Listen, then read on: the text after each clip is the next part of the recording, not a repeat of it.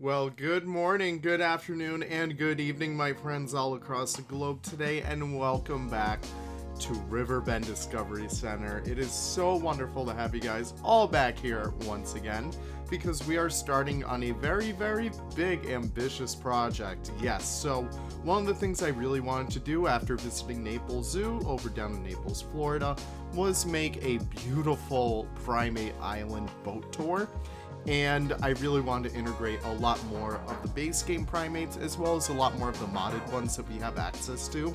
I think the species list for this area is going to be howlers, sakis, we have a couple of lemur species in here, I think it's ring-tailed, as well as black and white ruffed.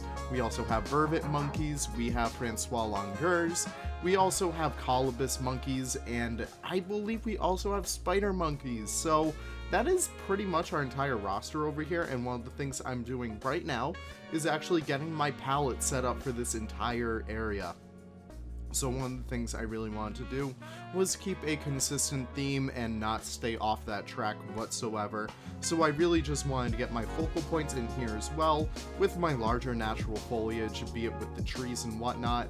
Almost all the islands get trees. If they don't, they connect to other islands that do have trees. So just as a way to integrate a lot more natural recreation areas for like a lot of these primates, I wish we had gibbons because these guys are perfect for areas like this. But listen, no skin off my nose. If we do get them, we'll plop them over right in here. We'll replace one of the monkeys in here.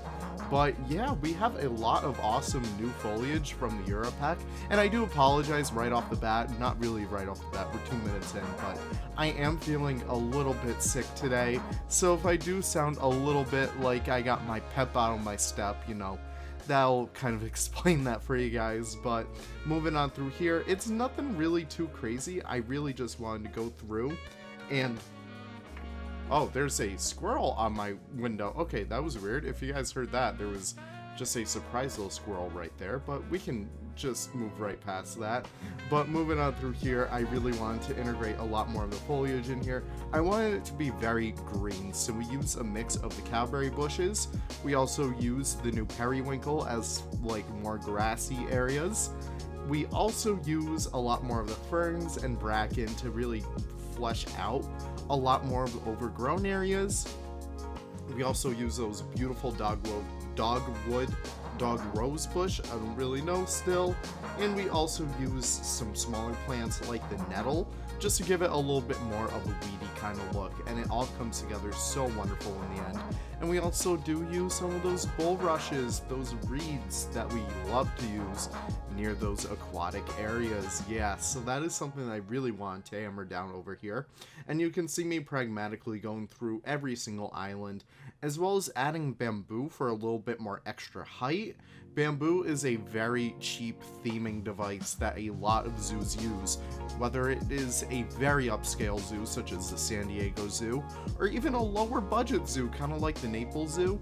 You can definitely see bamboo be used wherever because 1, it grows quick, 2, it's relatively cheap, and 3, it looks very damn good and tropical, and they can grow in a variety of different areas. So getting these guys in your zoos is something that I really do recommend you guys do. Now moving on through here, we're just adding a lot more foliage. Yeah, that's pretty much all this is, just like foliage decoration for the most part. But once we actually get to making the climbing structures, that's where this all starts to really come together.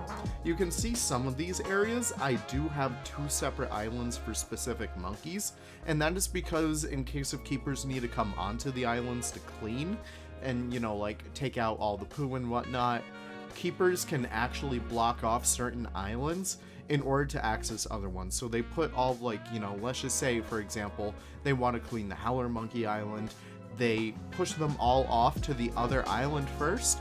They kind of lure them over there, and then they cut off their brachiation and ropes as a way to get over there to the one that they're trying to clean. So now they're not really obstructed by any of the monkeys, and they could perfectly get there with no risk to the keepers whatsoever. People don't really know this too often, but monkeys can be pretty dangerous. I know lemurs are usually pretty docile when it comes to that kind of stuff, but when we're dealing with like colobus monkeys, when we're dealing with howlers, sakis can get pretty handsy sometimes, even the vervet monkeys, which are like, you know, they're probably Africa's least favorite monkey because they're terrorists in the cities, essentially. A lot of those zoos really want to keep them away from the keepers, not only for, like, you know, lawyer suits and whatnot, but also for the safety of their own keepers as well as the safety of their own primates, because primates can actually contract a lot of human disease. And hey, here I am talking about disease and I'm sick right now, but they can actually catch a variety of diseases from humans. So making sure that keepers are able to be, you know, relatively safe with their animals, that's something that really needs to be hammered down. Speaking more on the build itself over here, I do apologize. I didn't actually get to decorate like the entrance to the boat ride. I think what I'll do, I'll probably do that either off camera, or if not that, I'll probably integrate it with some like aviary within the queue and whatnot, so guests will always have something to look at. I feel like that'd be something really nice to have. I will also probably let some waterfowl into this pond. I really do love using waterfowl for builds like this, and getting ducks in here, as well as some swans, would be something pretty fun. So we can certainly do that later down the line, but moving through here, just doing our typical decorating. Oh my gosh, I can't believe I have like 7 minutes of this crap. But I hope you guys enjoy it. I hope it teaches you guys like maybe a little bit of a different thing about building. That's one of the reasons why I love watching so many different YouTubers, is because whenever I watch them, I have S-Stand in the background right now too. Whenever I watch them, I always learn something new. I always learn a new technique. And it's these integrations within the community, it's learning from your fellow people that, you know, it's really how to make this stuff stand out. Also over here, we're finally using our modular climbing frames. I have to give a huge shout out to Mr. Beezy. He is a wonderful creator of gorilla enclosures, and he also does some other stuff too, like all of these wonderful, beautiful dark wood climbing structures. Yeah, I guess when I'm sick it also makes my grammar that much worse, but Beezy has come in clutch with all of these.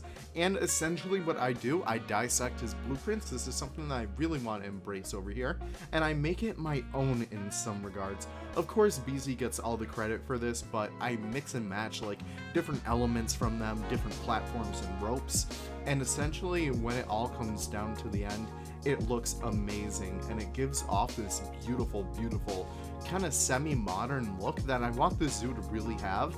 And it really reminds me a lot of Naples Zoo. If you guys are in the Florida area, if you guys are in like the West Coast area of Florida, I know Florida is friggin' huge, but if you guys are ever near there, I really do recommend going to that zoo. It's a beautiful AZA facility, and I can't recommend it enough. They have a lot of really rare species too. Maybe we could talk about that in the upcoming live stream. Oh my gosh. So if we do hit 5K before the new year, I will be doing a live stream. Definitely not on the new year because I might be away at that point, but I would definitely love to do a live stream with all of you guys. Maybe have a little bit of a Q&A, we can talk about some stuff. We could probably do some live modding on stream. Who the hell even knows? But we could all plan that for the future, of course.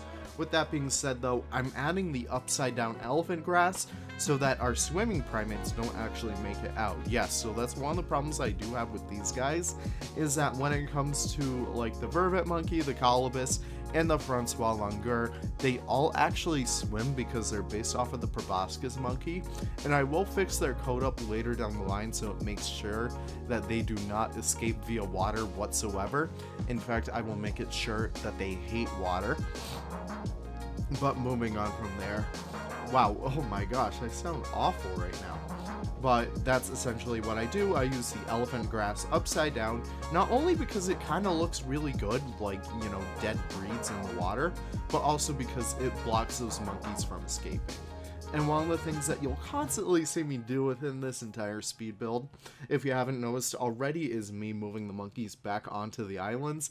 I do that about 1,000,000 times throughout this entire thing, so I hope you guys enjoy watching me struggle, both physically and via Planet Zoo. Yes, oh my gosh, this flu is knocking the living crap out of me. But moving on through here, one of the things I am doing over here is just fixing up this entire entrance area. And yeah, that's essentially it. I really wanted to have this be nice and modern. But with that being said, I am way too sick to continue this on.